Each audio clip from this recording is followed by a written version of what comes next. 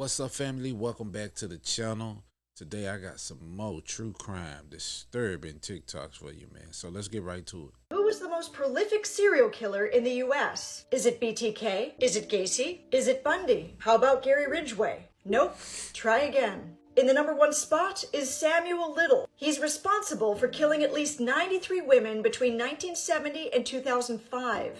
That's more than Bundy, the Zodiac Killer, and Richard Ramirez combined. So how did he avoid detection and kill so many for so long? Sam Little was a drifter who moved across the country for decades, entering various neighborhoods where poverty, drug addiction, and unsolved murders are common. Little targeted marginalized and vulnerable women who were often involved in prostitution and addicted to drugs. During his interviews, he was quoted saying, "I'm not going to go over there in the white neighborhood and pick out a little teenage girl. That's the kind you get busted for. I stayed in the ghettos. I won't go in your world." Little's method of killing didn't always leave signs that the death was a homicide. A former boxer, he usually stunned or knocked out his victims with powerful punches and then strangled them. He punched with such force that when he struck one of his victims in the abdomen, he broke her spine, according to an autopsy report. With no stab marks or bullet wounds, many of these deaths were not classified as homicides, but attributed to drug overdoses, accidents, or natural causes. Their bodies often went unidentified, and their deaths were not thoroughly investigated. The Los Angeles Police Department dubbed him the choke and stroke killer, as he would often strangle a woman while pleasuring himself. He allegedly took offense at being called a grapist, as he admitted to erectile problems which made intercourse impossible. For decades, Little was in and out of jail, serving less than 10 years, though he had amassed nearly 100 arrests for crimes that included fraud, shoplifting, solicitation, armed robbery, aggravated assault, driving under the influence, and sexual assault. In 2012, after being extradited to California on a narcotics charge, police collected his DNA, which matched 3 unsolved murders between 1987 and 1989. He was convicted of these murders and sentenced to life in prison without parole in 2014. In 2018, Little was willing to talk, as he was hoping to move to a new prison. He preferred the Ector County Jail in Texas to the noisy, often chaotic environment of a Los Angeles County prison. He eventually confessed to a total of 93 murders that spanned 19 states from California to Florida between 1970 and 2005. Little remembered his victims and the killings in great detail. He remembered where he was and what car he was driving. He even drew sketches of the women, which were included in the public FBI data set. Little died in custody in 2020 at age 80. So what do we know about Little's childhood? Little was born in June 1940 in Reynolds, Georgia. Authorities believe that Little's mother gave birth to him when she was 16 and in jail. Little states she was a teenage prostitute who abandoned him on the side of the road. Little was brought up by his paternal grandmother in Lorain, Ohio. Little is known about what happened in that childhood home, as attempts to contact the family have been unsuccessful. He attended Hawthorne Junior High School, where he allegedly had difficulties with discipline and achievement, already showing signs of conduct disorder. By his own account, Little began having sexual fantasies about strangling women as a child, starting when he saw his kindergarten teacher touch her neck. As a teenager, he collected true crime magazines depicting the choking of women. Little's first crime was the theft of a bicycle when he was 13, landing him in the boys' industrial school in Lancaster. His whole thing was shoplifting, said a Mississippi detective. He shoplifted a city for 3 or 4 days and then would take the items to drug areas and sell them. Once he was done stealing, he would go out in the early mornings and look for women.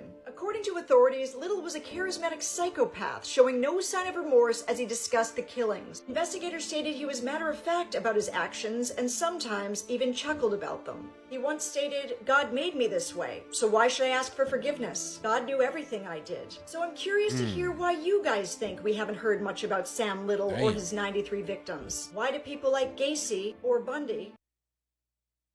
What do you mean? I mean, come on now. She said, why did they get... Wait a minute. I gotta say. She said, why did they get all the attention? Heck, well, I mean, to really be honest, if you think about it, he got a lot of bodies. Don't get me wrong. He got more bodies than all of them. But those other ones you was talking about did some heinous stuff. Like, the way they murdered their victims was wild. Some of those stories, bro, like creeped me out when I listened to them. And, you know, and not to say that what this man did was any better, but you wonder why they got more attention than he did. That's probably the reason why. Y'all tell me what y'all think. Crazy facts about famous serial killer cases. Jeffrey Dahmer, towards the end, right before he got caught, had so many bodies in his apartment that he ran out of room and stored one victim in his bathtub. He proceeded to shower over him every day for a month. Jeffrey Dahmer didn't eat people with tattoos because he said the ink made the flesh taste weird.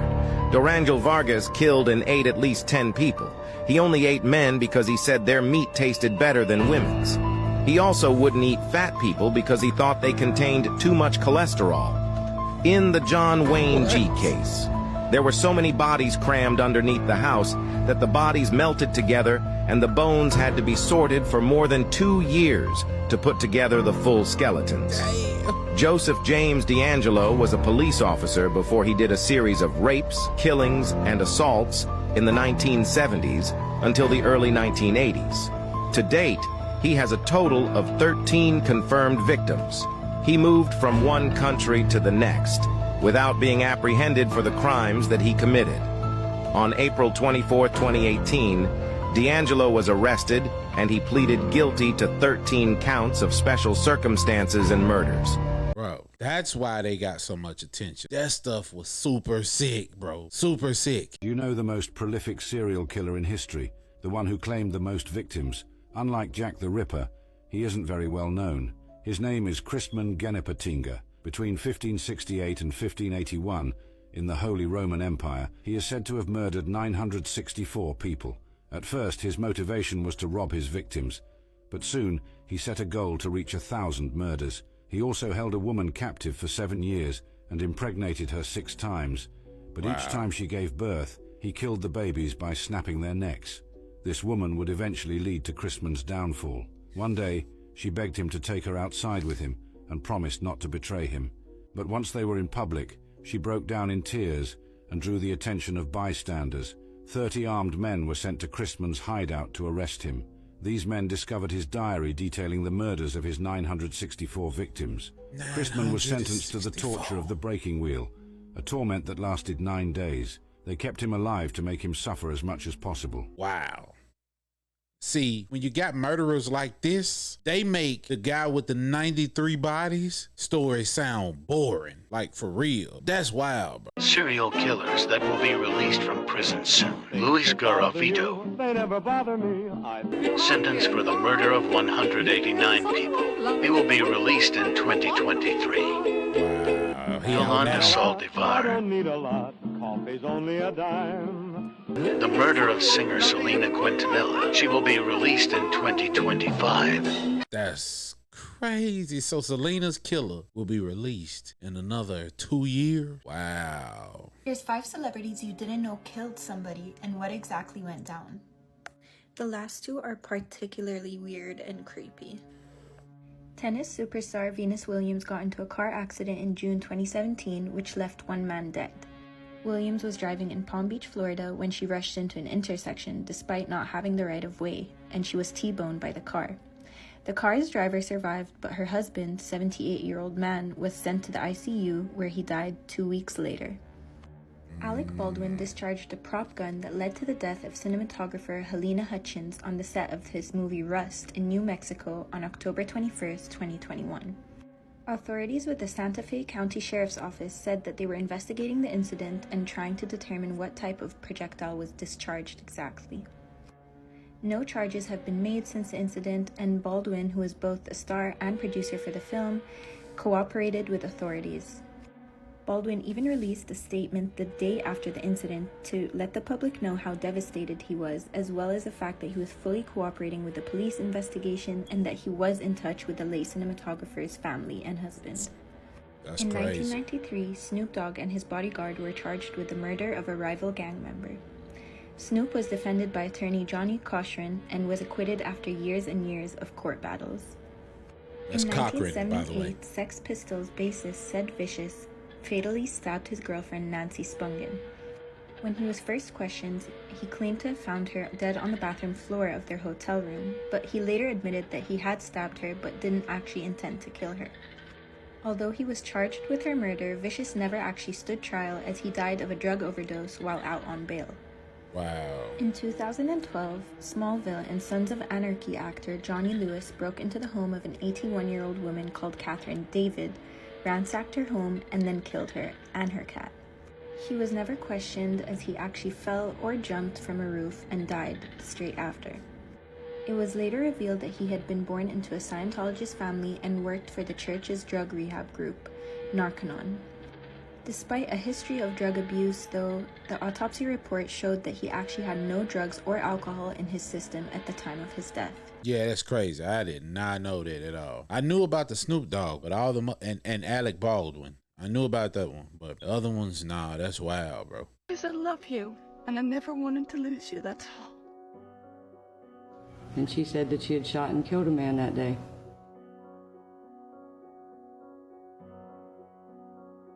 I sentence you to death. Thank you, Judge.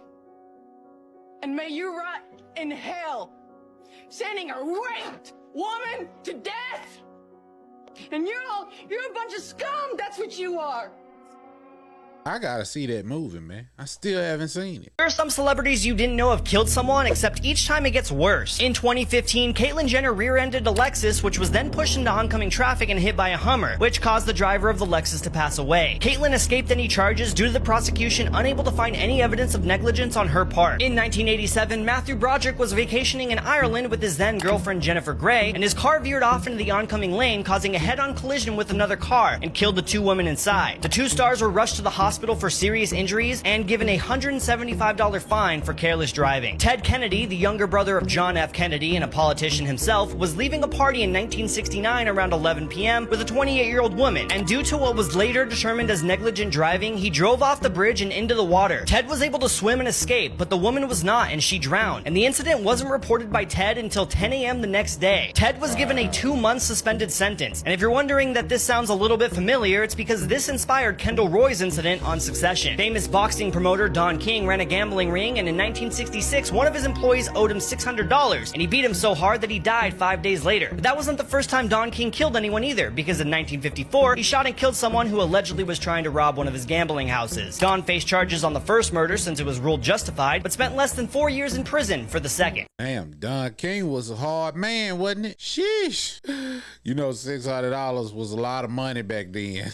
I see why he probably do something like that. A rare photo has surfaced showing Tupac murder suspect Dwayne "Keefe D. Davis with shooter Orlando Anderson, the former gang leader who was taken into custody on Friday morning after being charged with the murder of the rapper, admitted to playing a role in the murder to police back in 2009, but did so as part of a proffer agreement. A newly surfaced image of Davis has since appeared on social media, showing himself and his nephew Orlando "Baby Lane" Anderson, who had previously been named as a suspect in the shooting before he himself was gunned down in 1998. This comes as Shakur's brother Mopreme Shakur told News Nation that there are still questions that need to be answered, including if there were other conspirators. Mopreme ended by stating he doesn't know exactly what to believe. Yeah, man, the Tupac case is one of the most prolific, wildest, circulatory cases I've ever heard of in my life. Like, I honestly don't even think Keefe D did it. I just think they using him as a pawn to make people feel like we finally solved the case. Nah, man, it's deeper than that. It's a whole lot deeper than that to me. World's first female serial killer. Today, we're taking a look at the life of Eileen Wuornos. Virtually every other famous serial killer is a man. Eileen shocked the world when she confessed to the murders of 7 men. Wuornos was a street prostitute, and all of her victims were men who picked her up on the side of the road. Eileen's father was a schizophrenic who was incarcerated when she was born and committed suicide while in jail. Her mother was only 16 at the time of her birth and later abandoned Eileen and her brother Keith, forcing them to live with her grandparents, who were both abusive alcoholics. From then on, Eileen was involved in a life of crime and was arrested several times for crimes like assault and car theft. So, she eventually moved down to Florida so she could live on the beach while hooking. At 86, Eileen met Tia Moore at a bar in Miami called Zodiac. Moore would become her partner in crime during her murder spree years later. Eileen's murder spree would begin on November 30th, 1989, with the killing of Richard Charles Mallory, the owner of an electronics store in Clearwater. Mallory was discovered in a wooded area, having been shot twice in the left lung. Wuornos later claimed she killed Mallory in self-defense after he beat and raped her. An investigation did reveal that Mallory did have a previous conviction for attempted rape. However, Eileen didn't stop there. She would go on to kill 6 more victims within a span of 12 months. All were men between the ages of 40 and 65. Eileen would often lure them to a wooded area off of I-75, where she would shoot them with a .22 caliber pistol and leave their bodies to be discovered by authorities. Police were tipped off about Eileen and Tia Moore's whereabouts after they fled the scene of an accident in a car belonging to Peter Symes. a merchant seaman who had been reported missing. Peter was believed to be one of Eileen's victims after her fingerprints were discovered in his home. Police quickly matched her fingerprints to those found in the police database and issued a warrant for her arrest. Authorities finally caught up with her at the Lake Resort Biker Bar in Volusia County, Florida, and found Moore the following day in Scranton, Pennsylvania. Moore quickly agreed to testify against Eileen in exchange for immunity from prosecution. Eileen eventually confessed to the murders, but claimed that all the men had tried to rape her, and she'd only killed them in self-defense.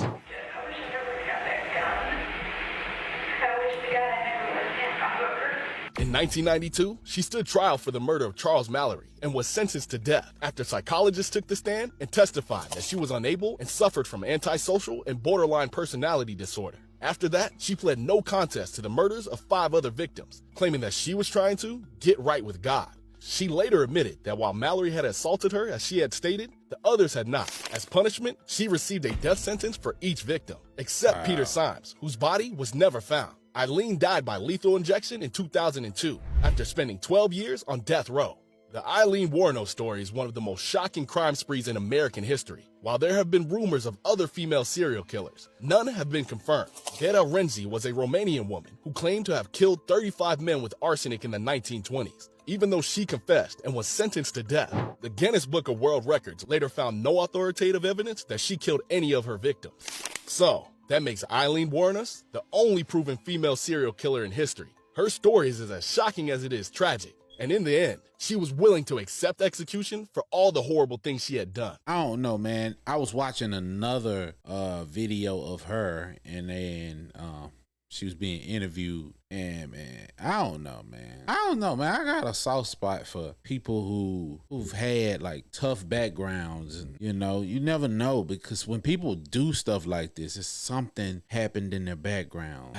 It's not their fault that they're messed up in the head. Like, I just wish people could have caught it before it got bad. You gotta take people like this out of society, or they would have kept killing, you know what I'm saying? But I don't know, man. Just a softie, I guess. I don't know. TikTokers who have murdered people.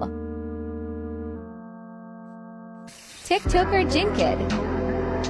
On the 1st of October 2020, TikToker Jinkid murdered his wife and her friend. He planted a spying app on his daughter's iPad, and he caught his wife with another man. He then murdered both of them. He is currently on trial and is possibly facing the death penalty. Yeah, but the part that they didn't mention is that him and the wife had already been broken up. But yeah, he was just sick in the head. He was just too much in his feelings or something. I don't know. This has to be one of the most famous unsolved murder mysteries in history. It's been 26 years and people are still trying to find out what really happened. So who do you think killed 6-year-old JonBenet Ramsey? Let's get into the case.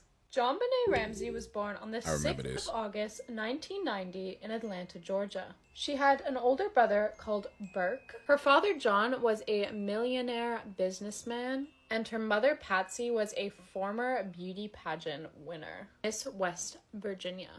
JonBenet would go to follow in her mother's footsteps and also do beauty pageants. She was said to have a really good personality and a promising future ahead.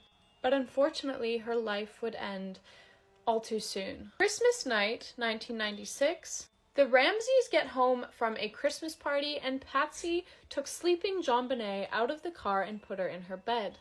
At 5:30 a.m. on the 26th of December, Patsy wakes up to make her morning coffee. As she's heading down the stairs to the kitchen, she finds a 3-page ransom note. This ransom note was a group claiming to have JonBenet, and they demanded money for her return. Patsy then quickly called the police, and here is that phone call. Emergency. Police. What's going on? By 515th Street. What's going on there, ma'am? We have a kidnapping. Hurry, please. Explain to me what's going on, okay? There's a note left, and our daughter's gone. A note was left, and your daughter is gone? How old is your daughter? 6 years old. She's gone. 6 years old. How long ago was this? I don't know. I just found the note. And my daughter's gone. Does it say who took her? What? Does it say who took her? I don't know. There's a ransom note here. It's a ransom note? After this phone call, Patsy proceeded to call her neighbors asking for help.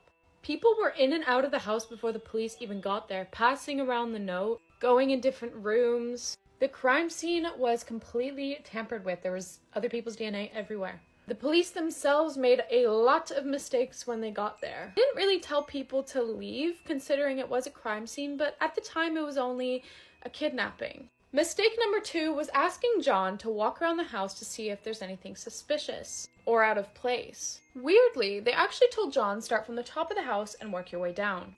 But John started from the basement. He coincidentally beelined to a specific room, and when he turned on the light, he found 6-year-old JonBenet Ramsey dead. She had a fractured skull, she had been assaulted, and strangled with a cord. 2 things that will be revealed after our death. Marilyn Monroe's mysterious box. The famous American died in 1962. The suicide theory is favored, but many believe she was actually murdered. A mysterious box containing items from the night of her death is locked away at the University of California. According to some investigators, these items could prove that she was murdered, but Maryland's psychologist has prohibited opening this box until 2039. The film that won't be released until 2115. This Robert Rodriguez-directed film, entitled 100 Years, the Movie You'll Never See, was shot in 2015 and won't be released until 100 years later. Here's a trailer for the film. In 2015, I, John Malkovich, shot a film which will be held for 100 years. The time required to create Louis XIII.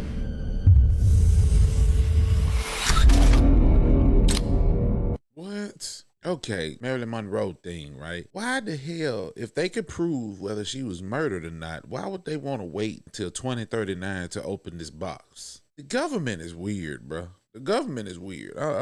I'm convinced. I'm sure you've heard of Aaron Hernandez.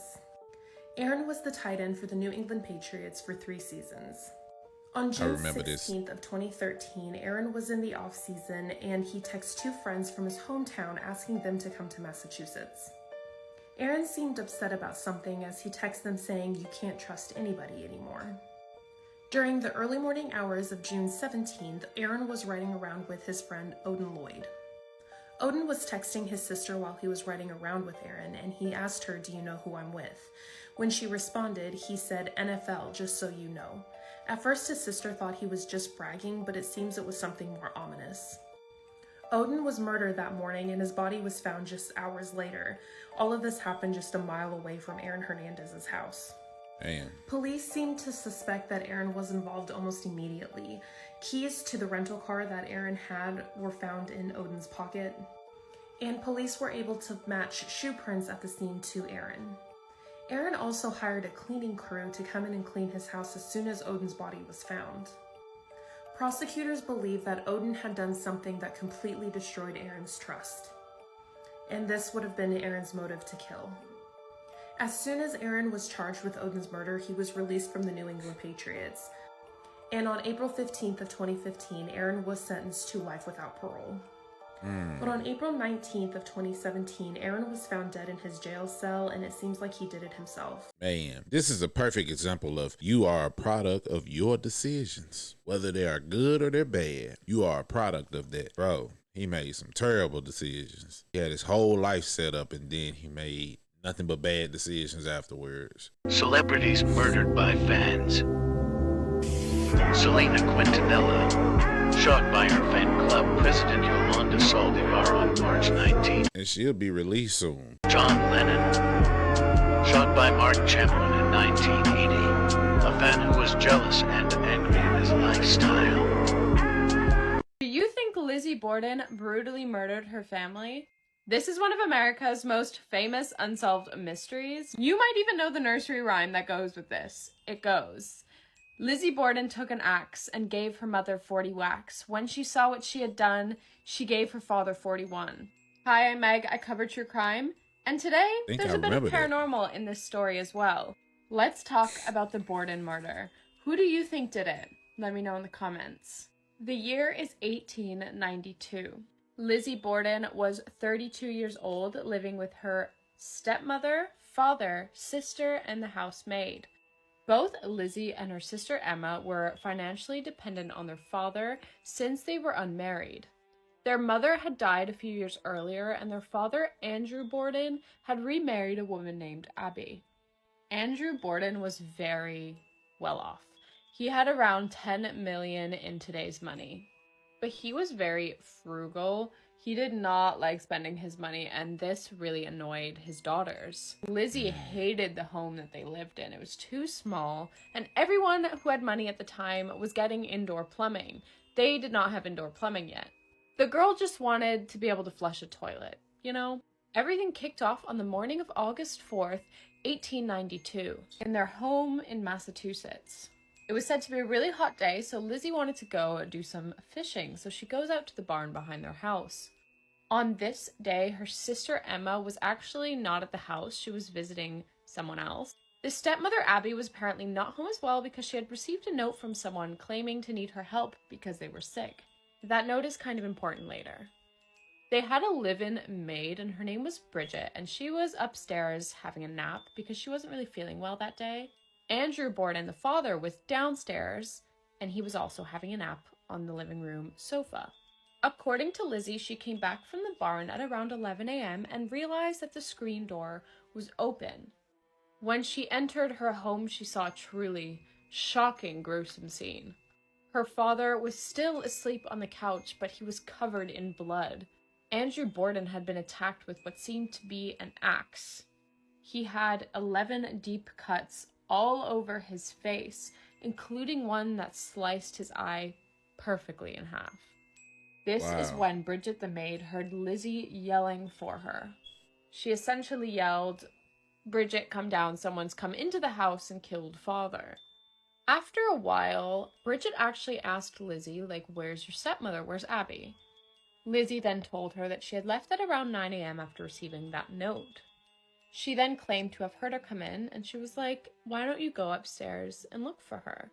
So Bridget and a neighbor who had come over at this time go exactly where Lizzie told them to go, upstairs. That's when they discovered yet another gruesome scene. Another murder had been killed exactly the same as Andrew's. Except this one seemed a bit more aggressive.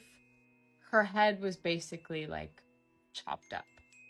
Investigators were able to see that Abby's blood had, coagulated, but Andrew's blood was still fresh, meaning that Abby was killed first. They then also were able to determine that the murders were done at least an hour apart, meaning that Abby would have been killed around 9 a.m. when she was meant to be out of the house. But the whole story about the note and her leaving the house came from Lizzie. So that whole thing just didn't make sense anymore. If she was murdered around 9, there's no way she could have left the house around 9. Both murders nowadays would be seen as overkill, which usually means that it was personal.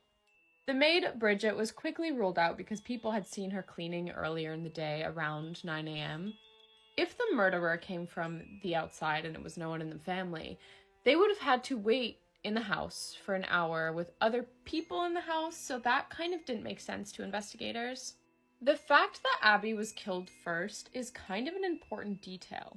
Because of the law at the time, if Andrew had died first, his wealth would have gone to Abby, and if she had been murdered next, that wealth would be transferred to her family. Because Abby was killed first, Andrew's wealth was passed down to his daughters. Soon after his death, the girls actually bought a really nice house together up in the mountains, their dream home that they'd been asking their father for.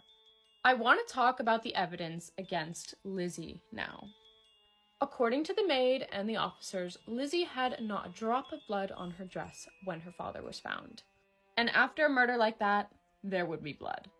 A few days after the murder, Lizzie had a friend named Alice staying with her who witnessed her burning a dress. She was tearing it up and burning it over the kitchen hob. And when her friend asked what happened, she said that she got paint on the dress and that was ruined. Why are you burning it though? And to make things a bit more suspicious, the night before that morning where she was burning the dress, the police informed her that she was a suspect. Just to make things clear, the dress she was burning was not the one she was seen wearing on the day. That dress was actually taken by police. Now, she could have changed after the murders and washed herself up, but that would have left a tiny amount of time. I don't know if you've seen the dresses they used to wear, but it was not a one-man job getting into them. Another reason Lizzie was seen as a suspect was because her story constantly changed. They also said that she was, like, weirdly really calm about the whole thing. There is a point against this, though, because the doctor had actually prescribed Lizzie some morphine to take to calm her down after the whole incident. Opioids were very commonly used back then. Now, this is a sedative. Morphine can mess with your head. Therefore, what she said after she was put on morphine was probably not credible. It would not be credible in court today. Another motive was that Lizzie and her sister Emma both hated their stepmother. And this was because their father actually started giving property away to their stepmother's family, and they were like, why not us? Despite them not having a load of evidence, police actually arrested Lizzie and put her on trial for these murders. I don't know if I'm missing anything, but I swear, like, they had nothing concrete against her. But they put her on trial anyways. A pharmacist came forward around the trial, claiming that 24 hours before the murders, Lizzie had shown up to his pharmacy. She was asking for something called prussic acid, which is a poisonous gas. She didn't have a prescription, so he didn't give it to her. If his statement was true, it would be a little suspicious, but his entire testimony was dismissed. During this trial, they literally brought out the decapitated heads of her father and stepmother, and poor Lizzie fainted during the trial. I'm sorry, but that seems a little much. They brought these heads out to kind of demonstrate how the killing would have been done, but like, do it when she's not in the room, you know? Because if she didn't do it, you've just shown her the decapitated head of her father. Anyways, the jury decided that she was innocent. There was not enough evidence against her. The public, though, loved deeming her as a murderer. So her and her sister were like, screw all of y'all. I'm gonna go live in my expensive bougie mansion in the mountains. And that's exactly what her and her sister did. But there's another suspect. A man named John Morse, who was Lizzie's biological uncle on her mother's side, aka Andrew Borden's brother-in-law. John was staying in the house at the time of the murders, and according to Lizzie, he was not seen on the day of the murders between 9 a.m. and noon. Apparently, he never really visited ever, but he had suddenly decided, like, hey guys, can I come and stay? According to Lizzie, he was meant to be staying a few days, and he brought nothing with him. Like, no luggage. Like, dude, at least bring, like, a toothbrush, you know? He was apparently there to discuss business with Andrew. He had a few motives, to be fair.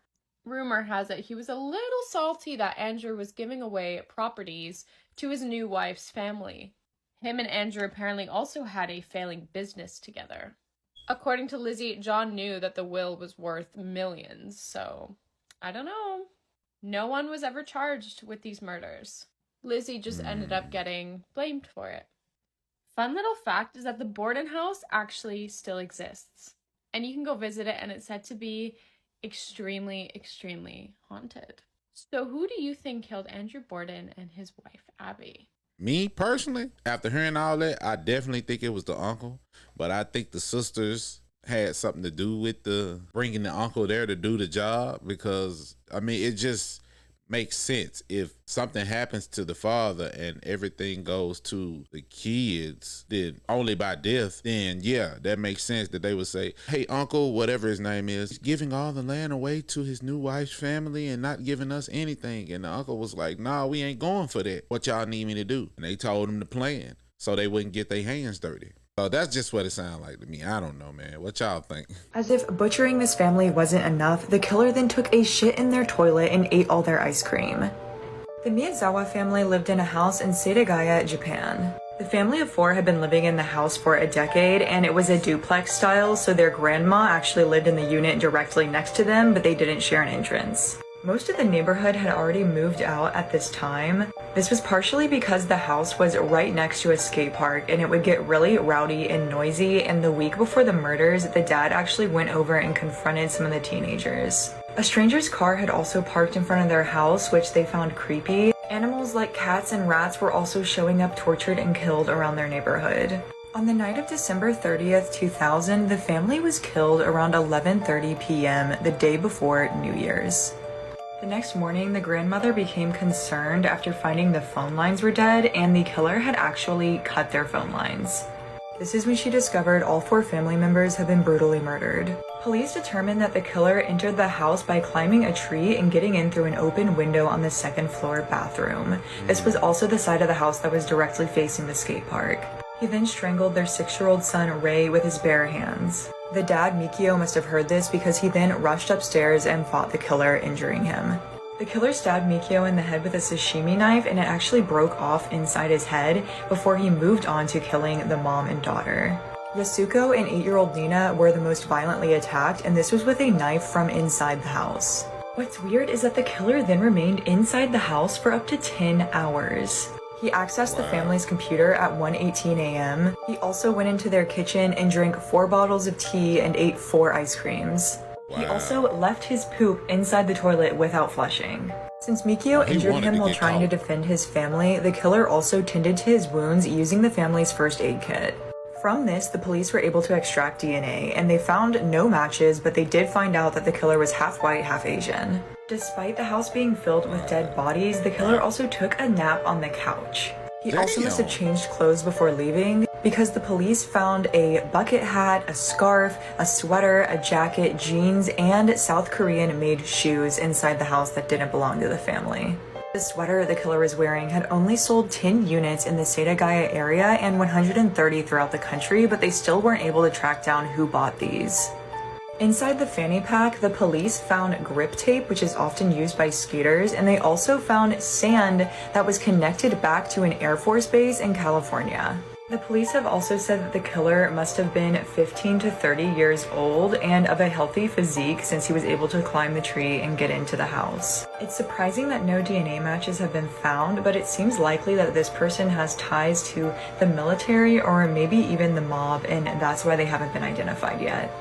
He left all the evidence behind and they still wasn't able to find him? Damn, Japan's police force is terrible.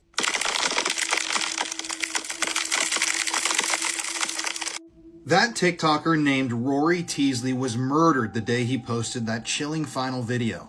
So, a little bit of a backstory. Rory was known on TikTok as 22 Pump for TV. Before his tragic and unfortunate murder, Rory had amassed over 265,000 followers here on TikTok. As you can see, his videos got a lot of views. He was just posting this wholesome, positive content that he wanted to brighten people's days. So, Rory lived in Pontiac, Michigan, which is nearby Detroit. But unfortunately, on January 6, 2022, Rory's life would be ended abruptly. On that day, Rory was playing the game Overwatch with his boyfriend, DeQuinn Watkins. Now, at some point during the gameplay that evening, DeQuinn and Rory got into some sort of an argument. And DeQuinn just took this a step far and began to strangle Rory. Eventually, this ended with Rory being strangled to death on the couch in his home. And later that evening, DeQuinn called 911 and reported that his boyfriend was sleeping on the couch and wouldn't wake up. When authorities arrived at the home, they found Rory lying unconscious on the couch. When he was taken to the hospital, yes, he was pronounced dead. So this trial happened pretty quickly, and just this year, DeQuinn pled no contest to second-degree murder charges, and he was quickly sentenced to 15 to 99 years in prison. It's unclear what caused this argument over a video game to escalate into a murder, but sadly Rory died that day. And people online are still trying to preserve his memory by reposting his TikToks and sharing his story. And yeah, this is just another tragic TikTok story that obviously did not need to happen and should never happen. All over a game. Some people take games real serious, bro. Yeah, because I mean, like if I play the game and I be online, I win a match, man, you ought to hear the words and the slurs that they call you. Like they be so upset, like they just want to jump through the game and do something to you. Because tonight, we're staying overnight at the most famous U.S. unsolved murder mystery house, the Lizzie Borden house.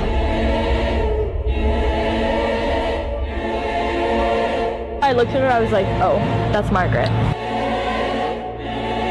Grabbed the knife. After that, I don't remember. Except I'm standing there and there's blood and stuff around. I hate to say this, but this is hypothetical. Why in the world would O.J. Simpson start laughing in the middle of an interview about killing his wife? The answer is duper's delight. If you don't know what duper's delight is, it's the rush of endorphins a liar gets when they lie and get away with it. So let's keep listening. No, they cut that down. I don't think he said that. I think he was probably explaining something else, but I don't know. Y'all tell me what y'all think, because I think it was more to it than what he was saying right there. I don't know. But hey, if you like what you saw, make sure you like, comment, subscribe. If you haven't already, go join the Discord. It's free. Send me videos you want to see me react to.